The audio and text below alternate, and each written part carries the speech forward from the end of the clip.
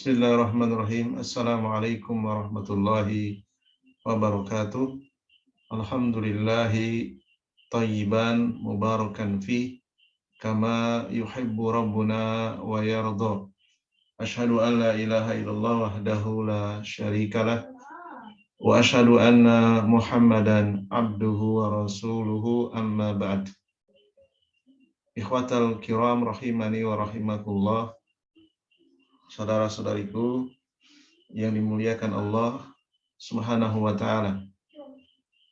Pada kesempatan yang berbahagia kali ini, insyaallah kita akan bersama-sama belajar ilmu bahasa Arab. Salah satu cabangnya yaitu ilmu nahwu.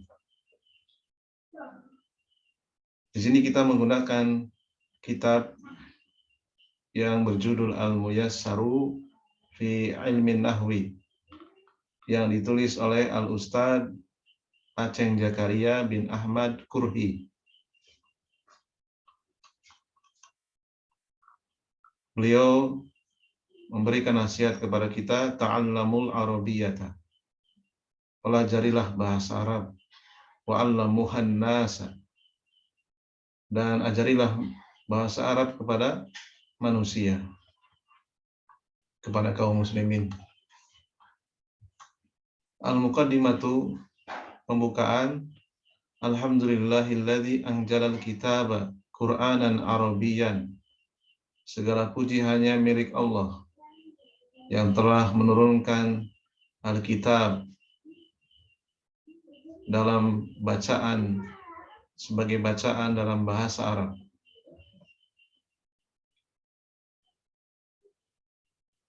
La'allakum tattaquna, agar kalian bertakwa. Walladzi yassarul Qur'ana, dan Allah lah yang memudahkan Al-Qur'an, lizikri, untuk diingat, untuk dijadikan pengingat. La'allakum tafhamuna, agar kalian mampu memahaminya. Jadi Al-Quran itu mudah untuk diingat, mudah untuk dihafal. Ya, agar kalian memahami isinya. Wassalatu wassalamu ala nabiyina Muhammadin.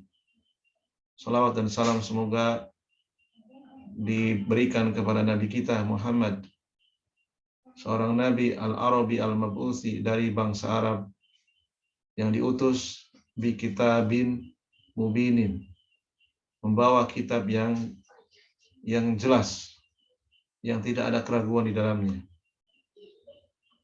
Wa ba'du, dan sesudahnya, fa inna hajatal muslimi, maka sungguh menjadi kebutuhan seorang muslim ila ma'rifati qawaidil lughatil arabiyyati, memahami kaidah bahasa Arab, daruriyatun jiddan, menjadi perkara yang sangat darurat, perkara yang sangat dibutuhkan. Itbiha sababun ila fahmil Qur'ani wa sunnati, karena dengan memahami kaidah bahasa Arab menjadi sebab untuk bisa memahami Al-Quran dan Sunnah, memahami Al-Quran dan hadis. Wa qad amarona Rasulullah sallallahu alaihi wasallam, dan sungguh Rasulullah telah memerintahkan kepada kita an natamassaka bihima, untuk berpegang teguh dengan keduanya, wa na'mala bima fihima, dan beramal sesuai dengan apa yang ada di dalamnya. Wala yumkinu an nafhamahuma fahman taman,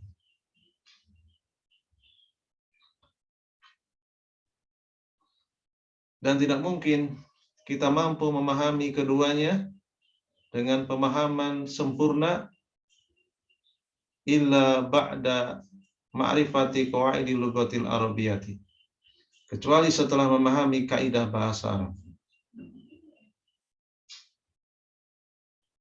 Wa mazala aksarul muslimina ya'taqiduna anna qawaid al-lughatil arabiyyati ala janibi kabirin minas su'ubati. Mayoritas kaum muslimin meyakini bahwa kaidah bahasa Arab itu pelajaran yang sulit, ya. Wa taqidu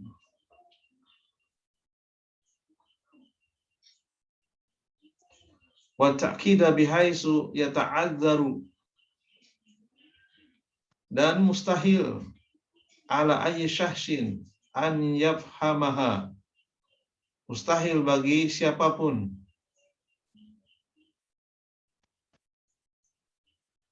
untuk bisa memahami kaidah bahasa Arab malam yakhtakhassos fi dirasatiha, selama ia tidak mengkhususkan di dalam mempelajarinya. Ini anggapan kaum muslimin bahwa bisa memahami kaidah bahasa Arab itu kalau mengkhususkan, ya. Contohnya misalnya masuk pondok pesantren, khusus belajar kaidah bahasa Arab. Bagi yang tidak mengkhususkan seperti itu, kebanyakan kaum muslimin beranggapan sulit. Ya, sebetulnya tidak sulit, ya. Banyak saudara-saudara kita yang tidak masuk pondok pesantren namun ternyata berhasil memahami kaidah bahasa Arab, bisa membaca kitab gundul, bisa menerjemahkan dengan baik. Jadi tidak mutlak harus mengkhususkan, ya. Tergantung bagaimana kita mengatur waktu, memiliki tekad yang kuat, niat yang lurus. Insyaallah taala, ya, kalau Allah memberikan taufik kepada seseorang, ia bisa memahami kaidah bahasa Arab dengan mudah. Fahadha kitabul muyassari fi ilmin nahwi. Kitab ini diberikan judul Al-Muyassar fi ilmin nahwi. Al-Muyassar itu artinya sesuatu yang dimudahkan. Fi ilmin nahwi, dalam ilmu nahwu. Kata penulis, wa qad wada'tuhu bi ibaratin syahlatin. Aku telah meletakkan dalam kitab ini ungkapan-ungkapan yang mudah dipahami, wa amsilatin katsiratin, contohnya yang banyak, liyasula fahmahu, agar mudah, liyasula fahmuhu, ya, agar mudah di dalam memahaminya. Wala siyama limubtadi'ina, terutama bagi para pemula, fi dirasati nahwi, dalam mempelajari nahwu. Ya. Jadi kitab ini diperuntukkan untuk para pemula sebelum mempelajari kitab-kitab nahwu menengah ataupun kitab nahwu lanjut.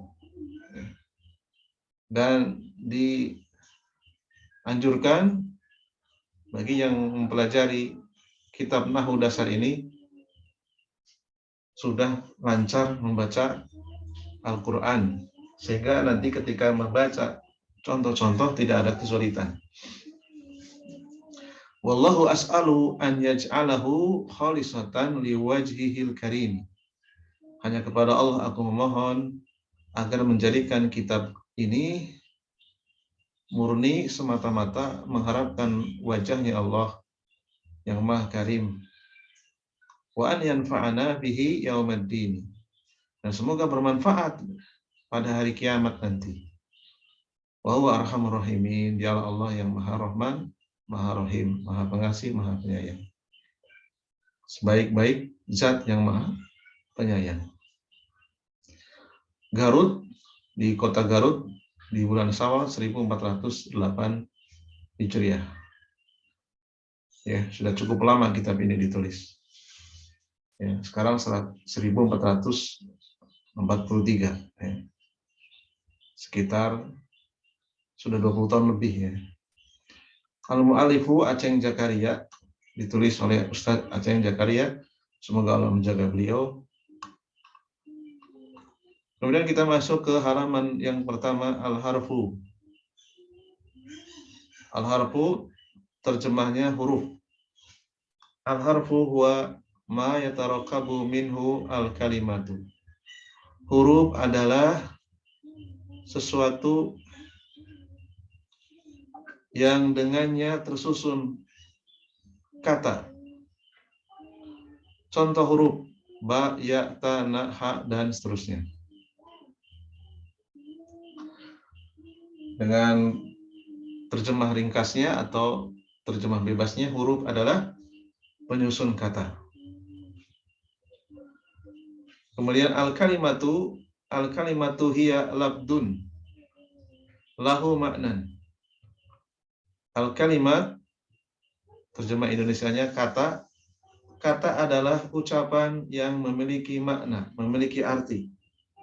Ucapan yang dimaksud ucapan dalam bahasa Arab.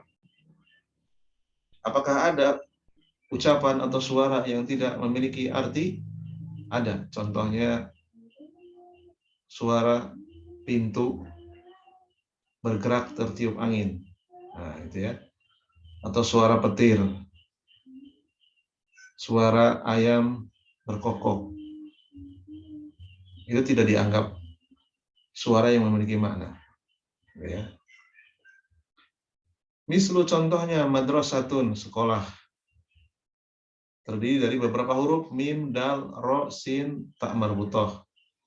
Daftarun, buku tulis, mirsamun, alat gambar, yaktubu, menulis, yakro'u, membaca, yajlisu, duduk, yadhabu, pergi, ala di atas, bi dengan, an dari, min dari, fi di dalam, ila menuju. Ini adalah contoh kata di dalam bahasa Arab. Dan masih banyak kata-kata yang lainnya. Selanjutnya, al-jumlatu al-mufidatu. Kalimat yang berfaedah. Al-jumlatul mufidatu, kalimat yang berfaedah, atau terjemah bebasnya, kalimat sempurna. Ia at-tarkibu adalah susunan. Susunan di sini susunan kata-kata. Alladzi yufidu faidatan tamatan, yang memberikan faedah sempurna. Faedah sempurna yang dimaksud adalah ketika kita mendengar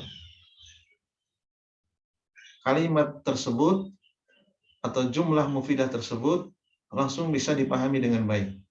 Itu yang dimaksud dengan faidatan tamah. Atau ketika kita membaca kalimat dan kita paham kalimat tersebut, maka kalimat tersebut memberikan faidah yang sempurna. Waktu sama aidon, persamaan kata dari jumlah mufidah atau sinonim jumlah mufidah adalah kalaman, kalam. Mislu contohnya, huwa yajlisu alal kursi. Dia laki-laki duduk di atas kursi. Kita paham ya. Yang duduk dia laki-laki, aktivitasnya duduk, kemudian keterangan tempatnya di atas kursi. Ana aktubu bidaftari, saya menulis di buku catatan. Langsung bisa dipahami. Aliun, Ali maridun, Ali sakit. Ali sedang sakit. Ahmadu ustadun, Ahmad adalah seorang ustad, seorang guru. Huwa ghaniyun, dia laki-laki orang yang kaya. Ini adalah jumlah mufidah, kalimat yang kalau kita mendengarnya langsung bisa dipahami dengan baik. Faidatan tamatan.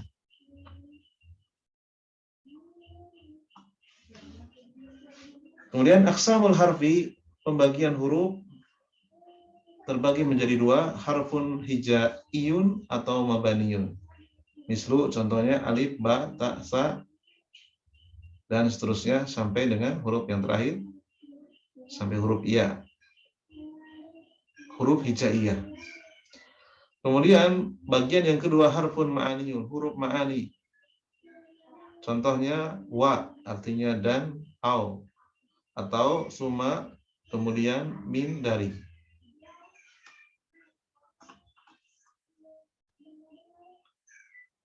Jadi harfun hijaiyun contoh di dalam Al-Qur'an alif lam mim, yasin. Nah, itu adalah huruf-huruf hijaiyun, ya.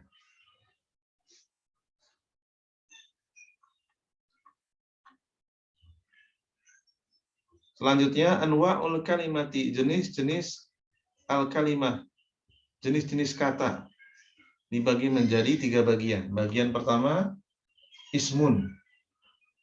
Terjemah Indonesianya kata benda. Kata benda di sini bisa abstrak atau konkret, ya. Abstrak itu tidak bisa dilihat. Konkret itu bisa dilihat, ya. Fi'lun kata kerja, harfun huruf ma'ani. Ya, jadi di sini yang lengkap harfun ma'aniun, ya. Karena kalau hanya harfun saja nanti khawatir harfun mabaniun atau hijaiyun tidak termasuk, ya. Jadi harfun di sini adalah harfun ma'aniun, huruf yang memiliki arti, ya. Kembali kepada pengertian al-kalimah, susunan kata-kata atau suara yang memiliki makna, ya. Labtun lahu makna, ya. Suara yang memiliki makna. Pembagian pertama al-ismu huwa kalimatun dalat. Isim itu adalah kata yang menunjukkan ala maknan, kepada suatu arti, walam tuktaron bizamanin, dan tidak terikat dengan waktu.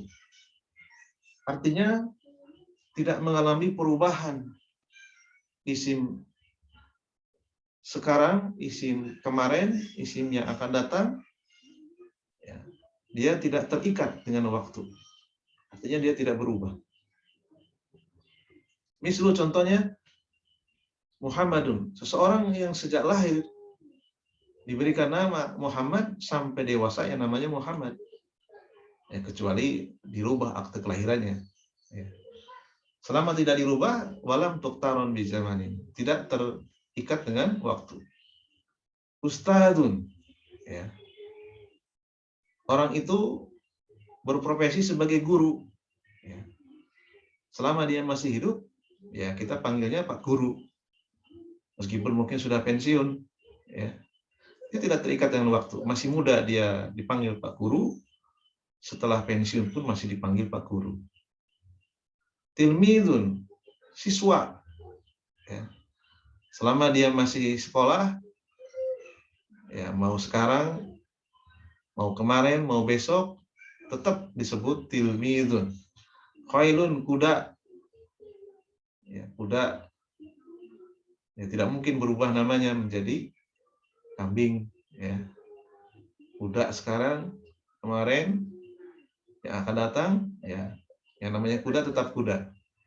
Kalbun anjing, kitun kucing, daftarun buku tulis, mirsamun alat gambar, tobasirun kapur, samsun matahari, kamarun bulan, asjarun pepohonan. Kalau kita perhatikan di sini semuanya adalah isim yang konkret, ya. Semuanya bisa dilihat, ya. Lalu contohnya apa? Isim selain isim yang konkret, isim yang bersifat abstrak. Hasanatun, kebaikan. Ya, itu hanya bisa dirasakan, ya. Seorang bahagia itu bisa dirasakan, ya. Ithmun, dosa, itu kata isim yang bersifat abstrak.